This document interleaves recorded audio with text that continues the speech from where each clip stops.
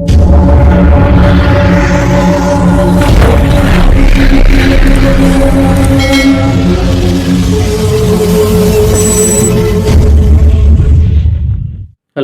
साथियों, आइए आज हम पढ़ते हैं वैदिक काल के 16 संस्कार जो गृह सूत्र में वर्णित है उसको। 16 संस्कारों से कंपटीशन एग्जाम में भी सवाल पूछे गए हैं। तो आज हम देखते हैं शॉर्ट ट्रिक इस 16 संस्कारों को याद करने का। एक नज़र में कैसे 16 संस्कारों को हम याद कर सकते हैं वो देखेंगे। एक ट्रिक है गपुसी जानानी अंचु कवि उबेक सबिय। गपुसी जानानी अंचु कवि उबेक सबिय, एक नज़र में, एक झलक में आप याद कर सकते हैं पूरे 16 संस्कारों को। गर्भाधान, पुंसवन, सीमांतोनयन, जातकर्म, नामकरण, निष्क्रमण, अन्नपराशन, चूड़ाकर्म, कर्णभेदन, विद्या प्रारंभ, उपनयन, वेदारंभ, केशांत, समावर्तन, विवाह और अंतिम संस्कार। ये 16 संस्कार आपके सामने जो है कि एक ट्रिक से याद कर सकते हैं। तो आइए हम 16 संस्कारों को थोड़ा सा डिटेल में चलते हैं, जानते हैं 16 संस्कार। पहला है ग से गर्भाधान। पहला जो संस्कार है वो है गर्भाधान। गर्भाधान गर्भाधान संस्कार का क्या है कि जब माँ के उदर में बच्चा प्रवेश करता है तब यह संस्कार कराया जाता है। जब माँ के उदर में बच्चा प्रवेश करता है तब यह संस्कार होता है। दूसरा नंबर का जो संस्कार है पुंसवन संस्कार। पुंसवन पुंसवन का क्या है कि गर्भ के तीसरे महीने, गर्भ के तीसरे महीने पुत्र कामना के लिए किया जाता है। पुत्र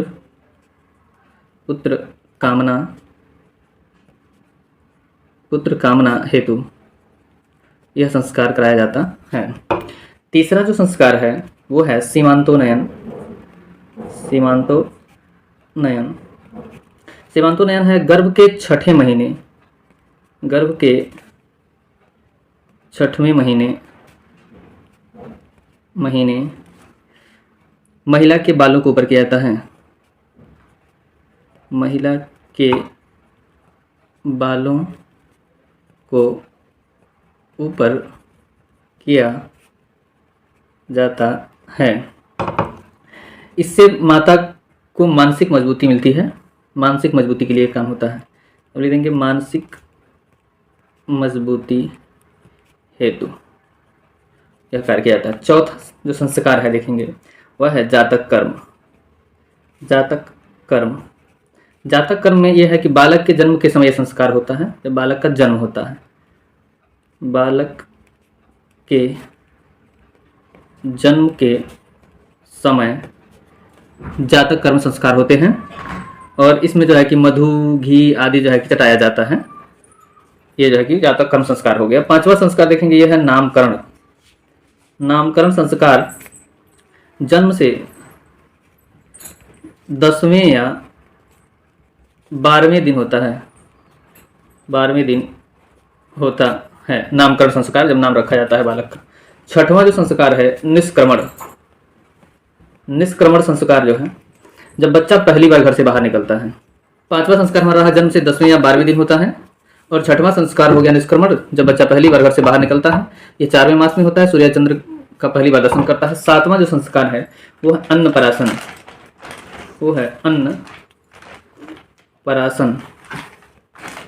अन्नपराशन संस्कार में क्या होता है, जब बच्चे को पहली बार अन्न खिलाया जाता है। बच्चे को पहली बार अन्न खिलाया जाता है। बच्चे को पहली बार अन्न खिलाया जाता है तो अन्नपराशन संस्कार होता है। यह लगभग 7वें या 8वें माह में होता है। 8वें संस्कार की बात करेंगे तो यह है चूड़ाकर्म संस्कार।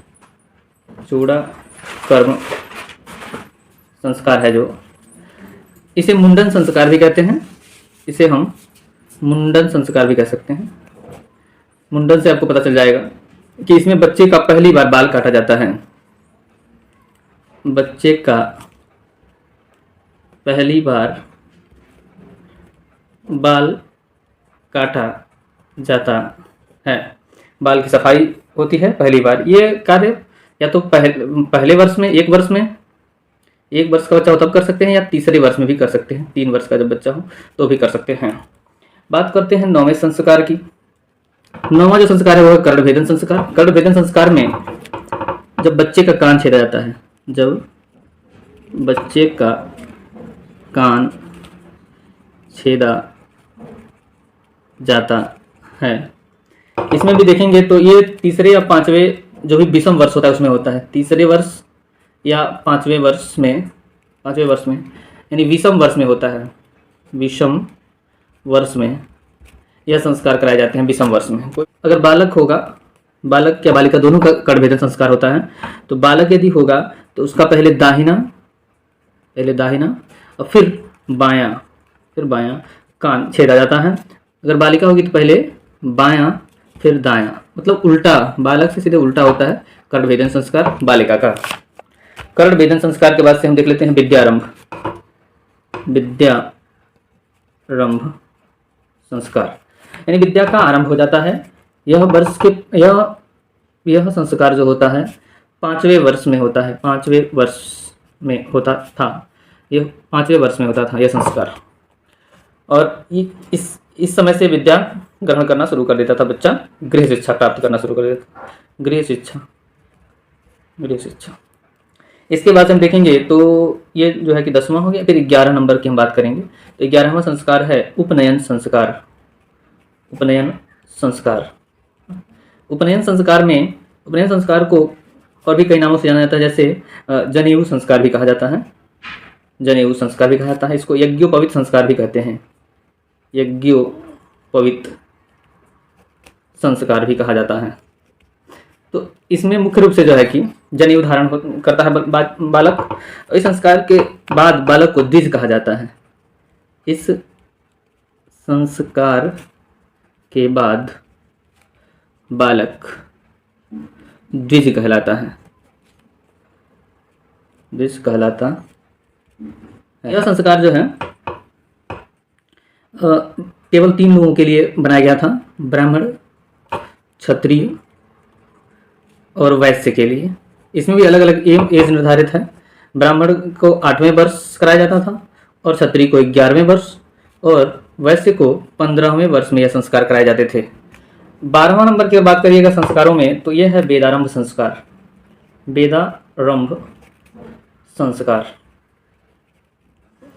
वेदारंभ संस्कार जो है जब बच्चा गुरु के पास जाता था आश्रम में शिक्षा ग्रहण करने, आश्रम में शिक्षा प्राप्त करने हेतु यह संस्कार कराया जाता था। 13वां है केशांत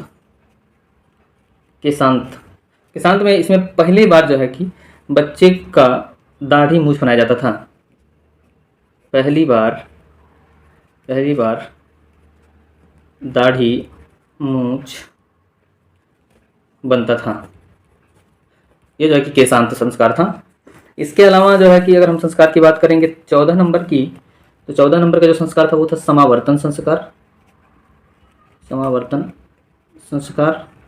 और समावर्तन संस्कार में बच्चा गुरुकुल में शिक्षा समाप्त कर लेता था। गुरुकुल